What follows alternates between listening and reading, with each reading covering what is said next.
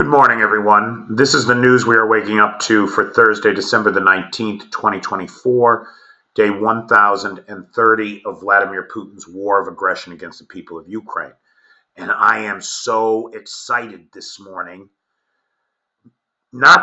Okay, so here's what's going on, right? Last night's missile and drone attack. 85 drones come in, 45 shot down, 40 eliminated through active countermeasures, as they're saying now, not simply lost, but active countermeasures. So a 100% interception rate on the drones. Not the case with the missiles. 2 Iskander M's and 1 KH-5969 got through and damaged civilian infrastructure and municipal buildings in in the Dnipro region and in another region of Ukraine. But here's the real story. Every day when the Ukrainian Air Force publishes these numbers and these graphics, there's a statement attached to it. And remember, about 3 months ago, they started saying that drones were lost. Right? That's all that they said. And we all made the assumption, I made the assumption, that it was likely electronic warfare, right? That they were spoofing them or diverting them from course. And we saw lots of drones return to the territory of Belarus and the temporarily occupied territories. But we don't really know how they were taking them out. Additionally, I had suggested, for those of you that watch the lives, as most of you do, you've heard me say or speculate on numerous occasions that we know, right, that half of the drones coming in are decoys. They're cheap foam, rubber, and plywood. And I had suggested that there's no way the Russians spent the time in R&D to design a drone, a decoy, that would have the same radar cross-section as an attack UAV would have. And so the drones could likely be spotted by Ukrainian radar. And then you wouldn't have to waste the ammunition on them. That's the whole point of the decoy, right? Is to use up air defense. But if you can tell the difference, you don't shoot at them. You use something else, right? Because they're not a real threat. And it looks like that is exactly what has been going on. Here's why I say this. Because today, so this is DeepL Translator. The original Ukrainian is on the left, the English is on the right. And here's the statement that we want to focus on, because, again, all that they've been saying for most of the last 3 months is lost. On Tuesday, the day after now this might be a coincidence, we don't know, right? But the day after it was announced at the European Defense Conference, the language changed to lost due to active countermeasures. And why I suggest that might have something to do with the European Defense Conference is because they announced that they had the laser weapon, Dragonfire, that about a year ago the British military had transferred some prototype units to Ukraine, and Ukraine had since been working with them, testing them, and they now had this new weapon.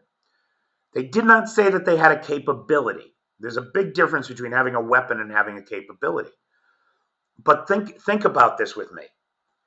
If, in fact, your radar guys were able to tell, or through some other means, maybe it's not radar cross signature, maybe it's something else.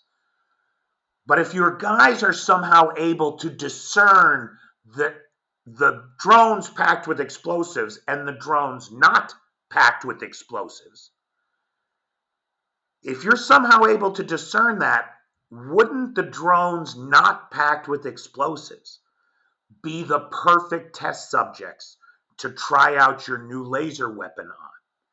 If they miss, if they don't work, if it just fails, there's no harm done, right? Because it's not loaded with explosives. So I strongly suspect that they've been using this new laser weapon, the Dragonfire that the British gave them, that they're calling the Trident laser, on these decoy drones. Now, I don't know that to be true, but look at the language today. Look at the language today. And for the first time, this is what we're seeing. As a result of active countermeasures, so they're not saying lost, they're taking credit for it, active countermeasures by the defense forces, 40 enemy imitator drones were lost locally without consequences. Now, Google translated that as simulator drones. Deeple translates it as imitator drones. I would translate it as decoys, which would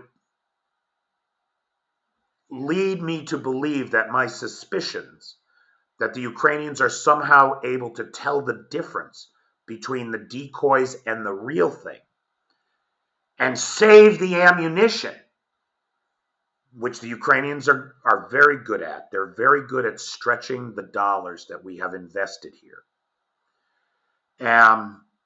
This is stunning. To me, it's stunning. And it's a confirmation of the ingenuity, the technical expertise, the skill of the Ukrainian armed forces in waging this asymmetric battle. The Ukrainians are outgunned, outmanned, outspent by a foreign adversary that is 5 times their population and has a deep reservoir, or had a deep reservoir, of Soviet stockpiles to draw on. Much of that equipment, which was returned to Russia after the fall of the Soviet Union by countries like Ukraine, who Russia knew would one day have to defend themselves from her. And so they did everything they could to demilitarize these nations. Just look at Belarus with its tiny little under-equipped army of 60,000. It will never pose a threat to Russia and is on the verge of being reabsorbed into a greater Russia, against the will of its people, by the way. So this is a very exciting turn of events for me personally, because I have not seen anyone speculate on this before. And I feel vindicated that today we're reading imitator drones. It's good stuff. You can literally say you heard it here first. Now, Russia is on fire today. This is the Novoshatinsk oil refinery, which has been struck by drones 4 other times since the start of the full-scale invasion. It was struck last in June. It was purportedly operating at half capacity. It is not going to be operating now. They hit the crude oil distilling unit, which is the heart and soul of the refinery, and it looks like that damage is severe. And it is being reported that this was a coordinated missile and drone strike. So the drones went in first, exhausted air defense as best they could, and then missiles came in. The type of missile used has not been disclosed. However, on Russian military channels, they are showing pieces of Storm Shadow wreckage in Rostov. Now, it could be that this is the second confirmed incident of a Storm Shadow use on the territory of the Russian Federation. Or the Storm Shadows might have been used here. This location is also in Rostov. If you take a look down at the bottom, that's the satellite view of this plant that makes rocket fuel. This is the Kombinat Kamensky plant in Rostov. And down at the bottom, we see the layout of the plant. And then if you look at the red and green lines that come off the picture, those show the trajectories and targets of the suspected missiles that came in and hit the plant. It is not being reported as a drone strike. It's being reported as a missile strike in Rostov. It is possible that this is where the storm shadows were used. Or it's possible that storm shadows were used at both locations. We just don't know. But it looks as though one of these two locations, or both of them, is the site of the second storm shadow hit inside of Russia proper since the authorization for long-range use came down. If this is where they make the rocket fuel, well, it's one of the plants where they make the rocket fuel, and if the Ukrainians were able to damage it, that will have a serious impact on the production of rockets for the Russian military. Another friendly fire incident, it appears. The Russian Telegram channels are reporting that their own people shot down another helicopter. The helicopter type has not been identified, but an investigation into the matter is being opened. Keith Kellogg, the so-called peace envoy or envoy to Ukraine and Russia, in an interview with this piece of shit who I can't stand, on Fox News, acknowledged that Russian losses in Ukraine are 5 times Ukrainian losses. So as far as the best intelligence that the United States has, and nobody has better intelligence than the United States, Russia is in fact losing 5-1.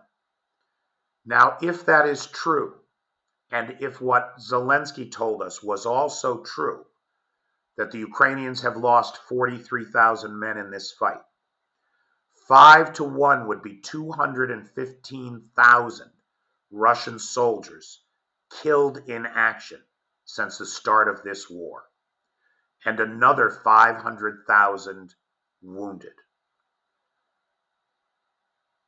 Those numbers are World War II numbers. It's crazy. And at the same time, we're seeing the diminution of Russian power in the world. Syria, they're out of Syria, driven out by the locals. They may well be moving to Libya as in an effort to maintain their African presence, but their entire African presence was dependent on the refueling and resupply station in Syria. And so their presence in Africa is now under threat. It's the sunsetting of Russian power in the world. It's a big deal. We're seeing the economy inside of Russia on fire, just absolutely on fire. Gazprom stock hit its lowest point since 2008, the global financial crisis, having lost about 70% of its value since the start of the war. Things are not going well for Russia and its 3-day SMO. That's for fucking sure. Mark Rutte and Zelensky met in Brussels yesterday.